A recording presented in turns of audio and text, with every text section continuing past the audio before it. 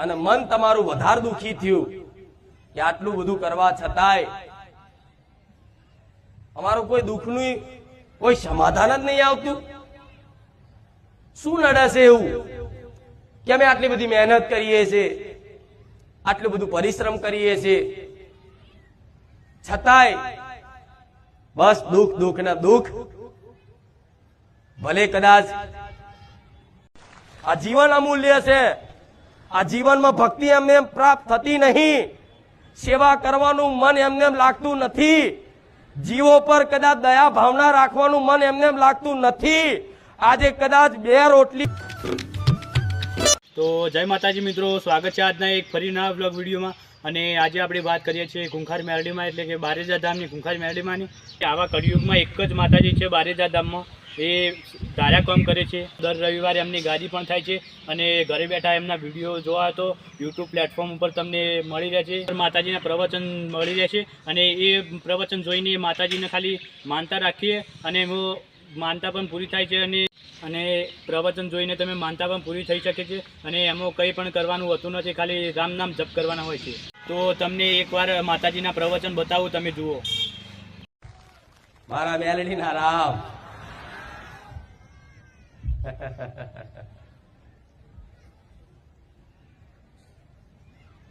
બહુ ભટક્યા, બહુ રખડ્યા, મંદિરો મંદિરો ભૂવા ભૂવા ભટક્યા,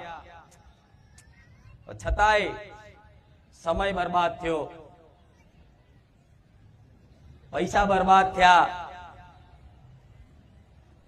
અને મન તમારું વધારે દુખી થયું કે આટલું બધું કરવા છતાંય અમારું કોઈ દુઃખનું કોઈ સમાધાન જ નહીં આવતું. શું નડે છે એવું કે અમે આટલી બધી મહેનત કરીએ છીએ, આટલું બધું પરિશ્રમ કરીએ છીએ, છતાંય બસ દુઃખ દુઃખ ને દુઃખ. ભલે કદાચ કોઈ પૈસાથી દુઃખી ના હોય, પણ મનથી તો દરેક દુઃખી છો. ચાહે અમીર હોય ચાહે ગરીબ હોય, મનથી દુઃખી છો દરેક. અને જે માણસ મનથી દુઃખી થઈ જાય, જે માણસ મનથી હારી જાય ને, એટલે જીવતો મરેલો કહેવાય. શું કહેવાય?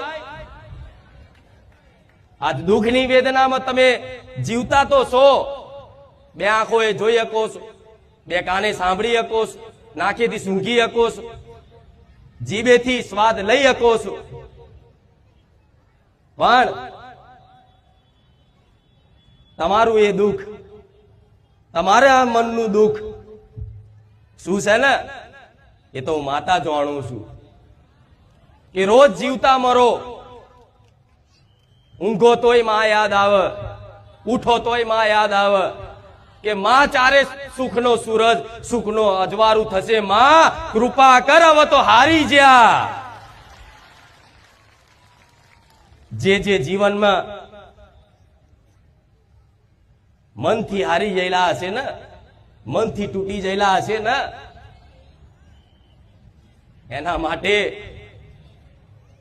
મારા રોમે સોલંકી પેઢીની બહુચરના ખાતાની ઉગતાની મેલડીને જાગૃત બનાવી. મારા મેલડીના રામ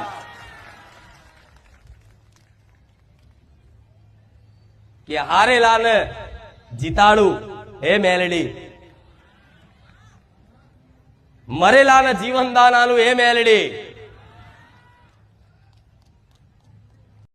આ જીવન અમૂલ્ય છે, આ જીવનમાં ભક્તિ એમને એમ પ્રાપ્ત થતી નહીં, સેવા કરવાનું મન એમને એમ લાગતું નથી, જીવો પર કદાચ દયા ભાવના રાખવાનું મન એમને એમ લાગતું નથી. આજે કદાચ 2 રોટલી કે 11 રોટલી ગાયને ખવડાવો છો ને, તો મારો રોમ તમારી પર રીઝ્યો છે, મોની લેજો.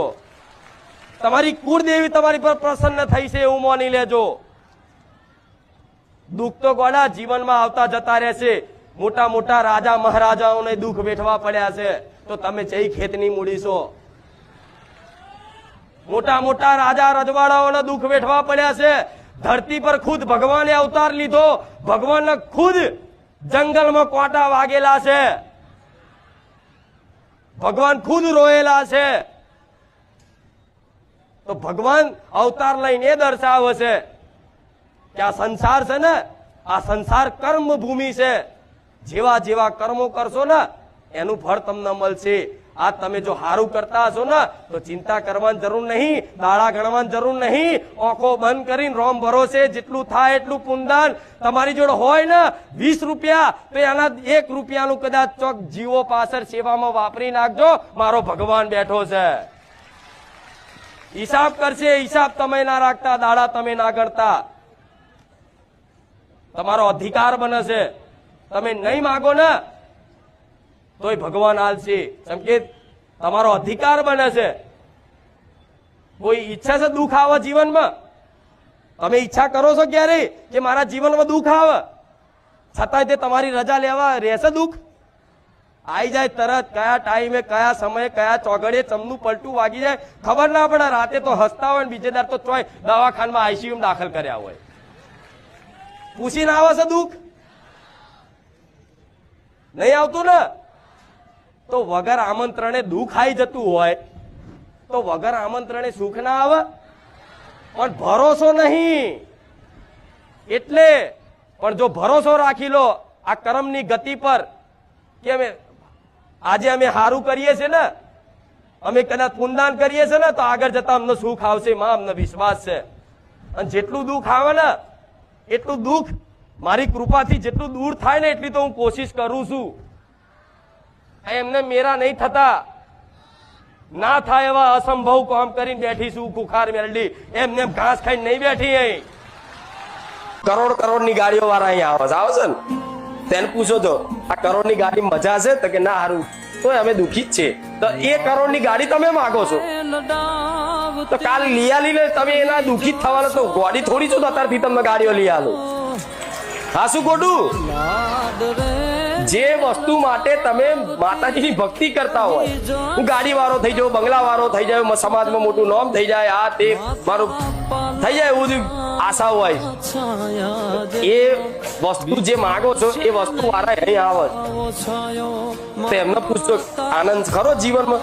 તો કહેશે શું કહો, કશું કહેવા જેવું નહીં, માતાજી જોડે બધું. શું કહેશે? માતાજી બધું જોડે. તો મારે એવું વસ્તુ આલવું છે કે જે કાયમ માટે તમારા જીવનમાંથી દુઃખ દૂર એકદમ થઈ જાય, એનો અભાવ થઈ જાય. મારે એ સુખ આલવું છે જેની હજુ કલ્પના નહીં કરી. અને એ સુખ ખાલી મારા એકલા શરણમાં નહીં, ખાલી મારા ધામમાં નહીં, તમારા ઘેર 4 ધામની યાત્રાઓ કરો ને એવી તમારી માં કુળદેવી બેઠી છે, ભગવાન જેવી. જે દ્વારકામાં દ્વારકાધીશ બેઠા, મહાકાલમાં ઉજ્જૈનમાં મહાકાલ બેઠા, એવા બધા ધામોમાં માતાજી ભગવાન છે ને. એ બધા ધામનું સુખ તમારા કુળદેવીના દીવામ છે, વિશ્વાસ રાખજો. તમારા બલથી કદાચ તમે કોઈ પણ વસ્તુ ત્યાગ ના કરી શકતા હોય તો મારા જેવી માતાના બારે જઈ ચરણોમાં સમર્પિત થઈ અને કહેવાય કે માં તારા કીધા અનુસાર હવે માં જીવન જીવવું છે. શક્તિ નહીં માં, બળ નહીં માં, અમે અમારા મનથી તો ભક્તિ કરવા માંગીએ, સેવા કરવા માંગીએ, પણ માં આ મન છે ને પહેલેથી જ તે એટલું કીચડમાં મેલું થઈ ગયું છે, એટલું કીચડમાં મેલું થઈ ગયું કે એને કીચડ જ ગમે. આ શું ખોટું? આ મન તમારું એવું છે કે પહેલેથી કીચડમાં રમાડ્યું છે ને એટલે એના સારી વાતો સારી લાગતી, ખરાબ વાતોમાં, કોકની નિંદામાં, ખરાબ વાતોમાં, કોકની નિંદામાં આ મન તરત લાગી જાય છે ને. લગાવવું નહીં પડતું હોય, તરત લાગી જાય. તરત મહેનત નહીં કરવી પડે. પણ ભજન કરવા માટે, નામ જપ કરવા માટે તમારું મન પરેશાન કરે, તમને કરે ને એ તાકાત કરવી પડે. પરાણે નામ જપ કરવું પડે છે ને. તેનું કારણ શું છે? અત્યાર સુધીનો તમારો પૂર્વનો અભ્યાસ છે જેવો કે બસ કીચડમાં જ રમે રાખ્યું છે મન. તો આ કીચડમાં રમેલું મન ધીરે ધીરે ધીરે ધીરે ધીરે ધીરે ધીરે રામ નામ રૂપી આ ગંગા રૂપી પાવન નામ છે. શું? ગંગા ખુદ રામ નામથી પવિત્ર થાય છે, ખબર તમને? ગંગા માતા કહે છે કે જેને નદીમાં સ્નાન કરવાથી પાપોનો નાશ થઈ જાય. તો તો એ જ ગંગા માતા શું રામ નામથી પવિત્ર થાય છે. તમને ખબર છે? તો વિચારો, એટલું પવિત્ર અલૌકિક નામ છે મારા ભગવાનનું. જો કદાચ આવા કાળા કળિયુગમાં જે ભક્ત કદાચ રામ એક વખત બોલી જાય ને એનું કલ્યાણ છે એક વખત રામ બોલવાથી.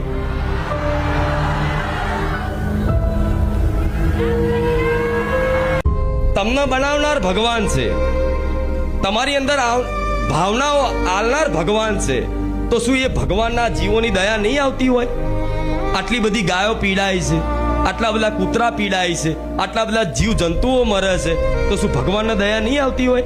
આટલા લોકો માંસ મટન કાપી કાપીને બાફીને ખાય છે, તો શું ભગવાનને દયા નહીં આવતી હોય? એ ધારા તો માંસ મટન ખાવા વાળાને એક સેકન્ડમાં એનું પૂરું કરી નાખે એ મારો રામ છે. પણ જો કદાચ એક મનુષ્યની અંદર કોઈ પીડા જોઈ અને હૃદય વિચલિત થઈ જતું હોય, મન દુખી થઈ જતું હોય, એને દુખી જોઈને તમે દુખી થઈ જતા હોય, તો એ બધાની અંદર હૃદય આલનારો વિશાળ હૃદય વાળો મારો રામ છે. શું એને દયા નહીં આવતી હોય? એમને દયા આવે છે. પણ એ જે જીવ છે, જે કૂતરું છે, જે બિલાડી છે, જે ગાય છે કે ગમે તે કોઈ પણ પ્રાણી છે એ પીડાય છે, તે એનું પીડાવાનું કારણ એના પોતાના જ કર્મો હોય છે. જ્યારે એ કૂતરાને જ્યારે મનુષ્ય અવતાર મળ્યો હોય, શું જ્યારે એ કૂતરાને મનુષ્ય અવતાર મળ્યો હોય ત્યારે તમારી જેમ એ મોત શોખમાં જીવતો હોય. શું ભગવાને જીવન આલ્યું છે? બસ હરી ફરીને મજા કરો, કોકને મારીને લૂંટી લો, કોકનું હકનું પડાય લો, કોકના નેહાકા લો, ચોરી કરો, બેમાની કરો, આડોરું માંસ મટન ખાઓ, દારૂ પીવો અને અધર્મના આચરણો કરતા થઈ જાય, શાસ્ત્ર વિરુદ્ધ આચરણો કરતા થઈ જાય, ત્યારે ભગવાન જોતા જ હોય કે આ જીવને જો મનુષ્ય અવતાર મળ્યો, શું મારી કૃપાથી ફરી એક વખત એને આ દુઃખના ચક્કરમાંથી દુઃખ મુક્ત થવા માટે મેં અવતાર આલ્યો. પણ એક વખત મારું જીવનમાં નોમ નહીં લીધું એણે, એક વખત મારી બાજુ સન્મુખ નહીં થયો, એક વખત દિલથી મને પ્રાર્થના નહીં કરી અને બસ જીવન એક વાર મળ્યું છે એમ કરી અને અધર્મના આચરણો કરે છે. અધર્મના આચરણો કોને કહેવાય તમને બધાને ખબર પડે છે કે કોને હારું પાપ ને કોને પુણ્ય કહેવાય, બધાની અંદર સમજ છે. અને કોઈને જ્ઞાન ના હોય ને તો અંતર આત્મા બોલે છે કે આ સાચું કા ખોટું બોલે છે ને.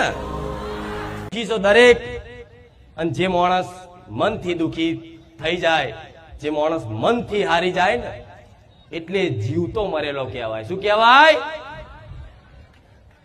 આજ દુઃખની વેદનામાં તમે જીવતા તો છો, બે આંખોએ જોઈ શકો છો, બે કાને સાંભળી શકો છો, નાકેથી સૂંઘી શકો છો, જીભેથી સ્વાદ લઈ શકો છો,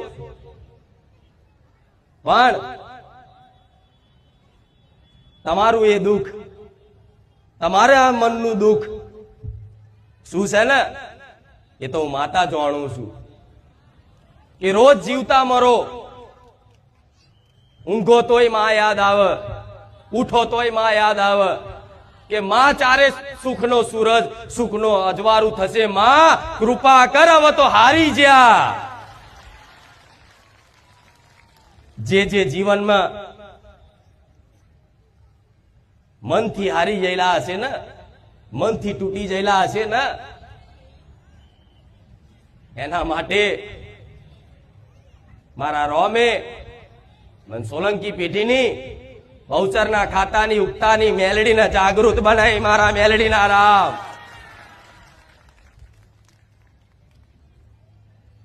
કે હારેલાને જીતાડું હે મેલડી, મરેલાને જીવનદાન આલું હે મેલડી. આ જીવન અમૂલ્ય છે, આ જીવનમાં ભક્તિ એમને પ્રાપ્ત થતી નહીં, સેવા કરવાનું મન એમને લાગતું નથી, જીવો પર કદાચ દયા ભાવના રાખવાનું મન એમને લાગતું નથી. આજે કદાચ 2 રોટલી કે 11 રોટલી ગાયને ખવડાવો છો ને તો મારો રોમ તમારી પર રીઝ્યો છે, મોની લેજો. તમારી કુળદેવી તમારી પર પ્રસન્ન થઈ છે એવું મોની લેજો. દુઃખ તો ગોડા જીવનમાં આવતા જતા રહેશે, મોટા મોટા રાજા મહારાજાઓને દુઃખ વેઠવા પડ્યા છે તો તમે જઈ ખેતની મૂડી છો. મોટા મોટા રાજા રજવાડાઓને દુઃખ વેઠવા પડ્યા છે. ધરતી પર ખુદ ભગવાને અવતાર લીધો, ભગવાનને ખુદ જંગલમાં કોટા વાગેલા છે, ભગવાન ખુદ રોયેલા છે. તો ભગવાન અવતાર લઈને એ દર્શાવે છે કે આ સંસાર છે ને. અને એકવાર તમે જરૂરથી ટ્રાય કરજો. રામ રામ. અને અમારો બ્લોગ ગમે તો લાઈક શેર સબસ્ક્રાઈબ કરજો અને કોમેન્ટમાં જરૂરથી જણાવજો બ્લોગ કેવો લાગ્યો. રામ રામ. કરોડ ની ગાડીઓ વાળા અહીંયા આવે છે ને, તેને પૂછો તો આ કરોડ ની ગાડી મજા છે તો કે ના હારું, તો અમે દુખી જ છે. તો એ કરોડ ની ગાડી તમે માગો છો તો કાલ લઈ આલીને તમે એના દુખી જ થવાના, તો ગાડી થોડી છો તો અત્યારથી તમને ગાડીઓ લઈ આલો. હા શું ખોટું?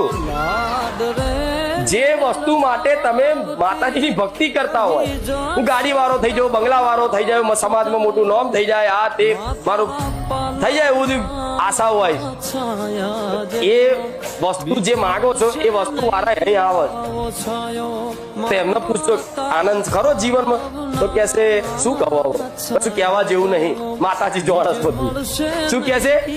માતાજી બધું જોણસ. તો મારે એવું વસ્તુ આલવું છે કે જે કાયમ માટે તમારા જીવનમાંથી દુઃખ દૂર એકદમ થઈ જાય, એનો અભાવ થઈ જાય.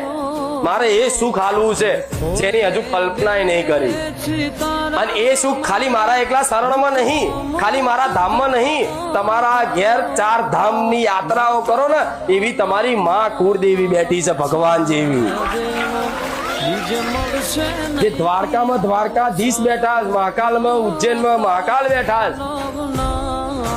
એવા બધા ધામોમાં માતાજી ભગવાન છે ને, એ બધા ધામનું સુખ તમારા કુળદેવીના દીવામ છે. વિશ્વાસ રાખજો.